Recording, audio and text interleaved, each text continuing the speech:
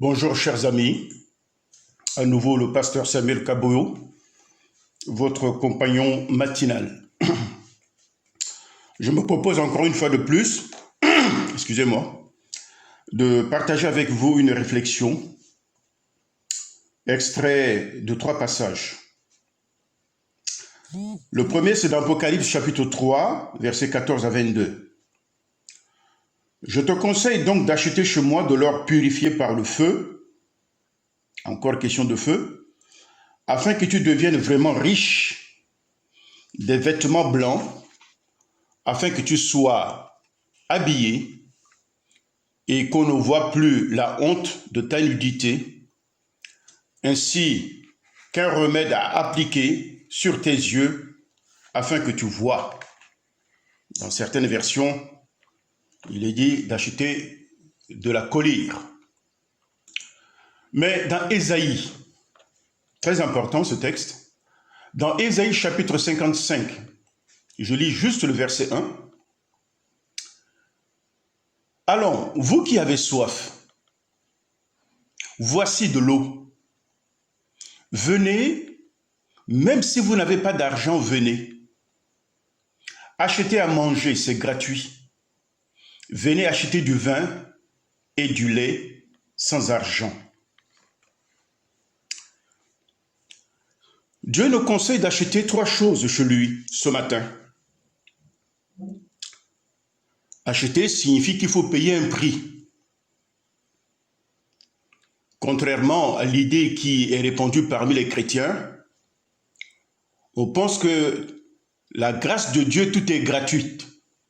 Certes, le salut est tellement élevé que tu ne peux pas le payer, même à prix d'argent, que Jésus a accepté de donner son sang précieux, inégalé, inestimable. En revanche, les bénédictions qui sont en Jésus s'acquièrent à un petit coup d'effort, d'où le terme prix. On n'achète pas que les choses avec de l'argent.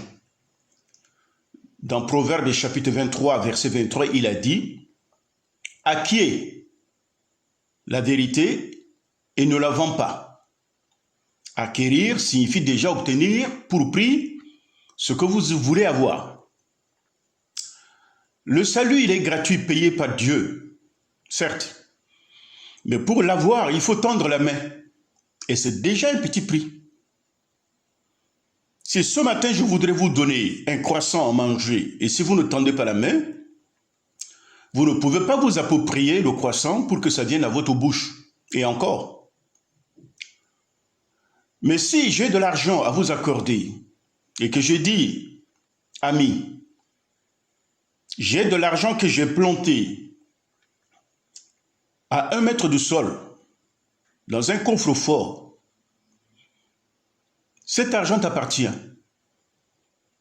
Figurez-vous, pour pouvoir me l'approprier et m'en servir, il va falloir que j'aille chercher des bêches. Cela me prendra peut-être une demi-heure pour pouvoir creuser et récupérer ce butin et pouvoir m'en servir. Certains des enfants de Dieu, que nous sommes parfois, s'imaginent que dans le Seigneur, une fois qu'on a accepté Jésus comme Sauveur et Seigneur, tout doit tomber du ciel. Ce n'est pas vrai. Ce n'est pas vrai.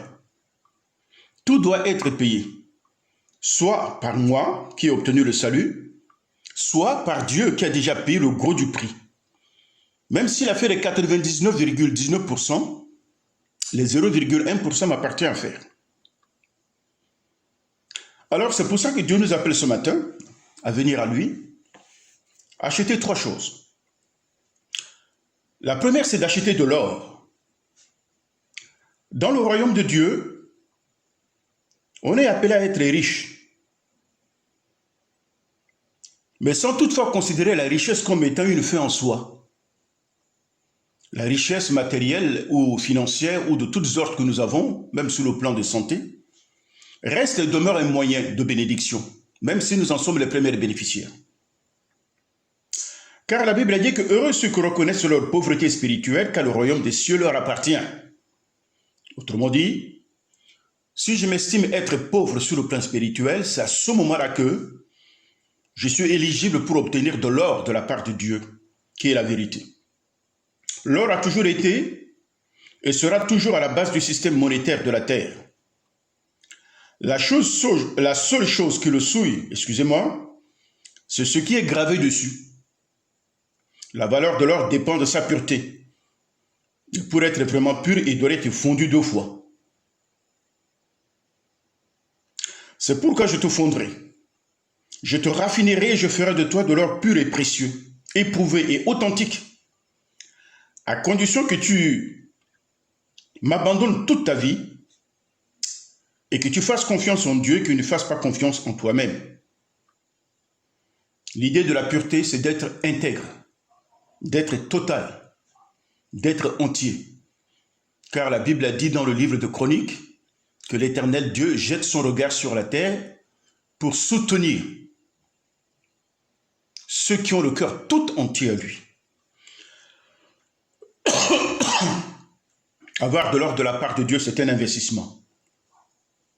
La deuxième chose, à acheter de la part de Dieu, pas avec de l'argent humain, mais avec un petit coup d'effort personnel, de volonté,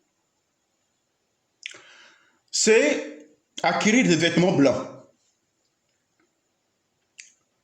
Ce sont les seuls qui sont acceptés dans le royaume de Dieu, les vêtements blancs.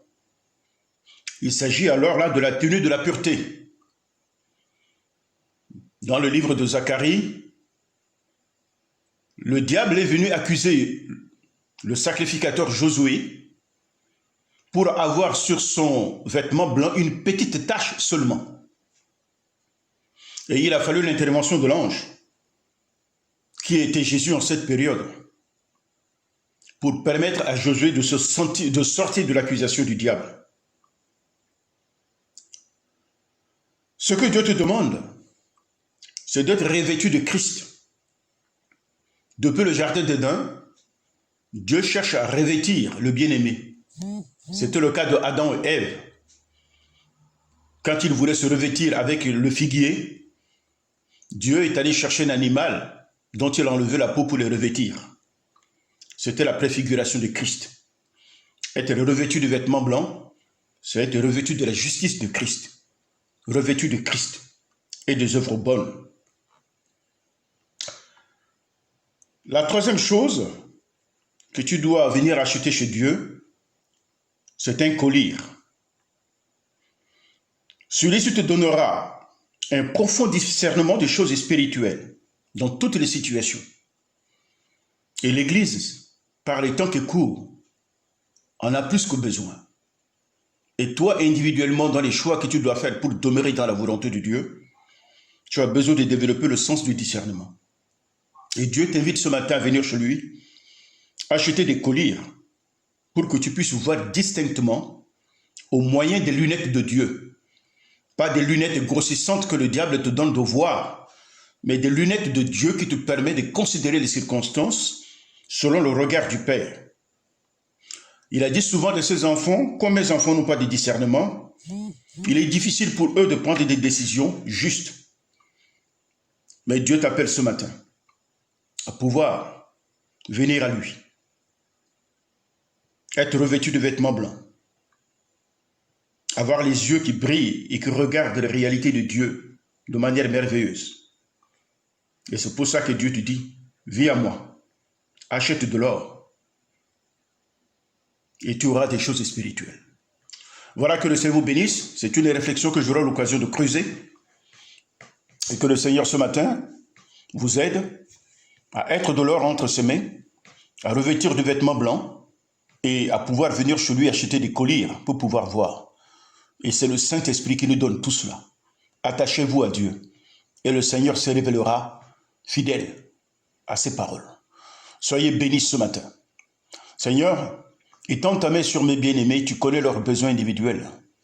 Que ces 3 réalités spirituelles, Seigneur, s'appliquent dans leur vie et qu'ils le vivent pleinement, pour que la lumière et l'image de Christ grandissent en eux et en moi-même, dans le nom de Jésus-Christ, notre Seigneur bien-aimé.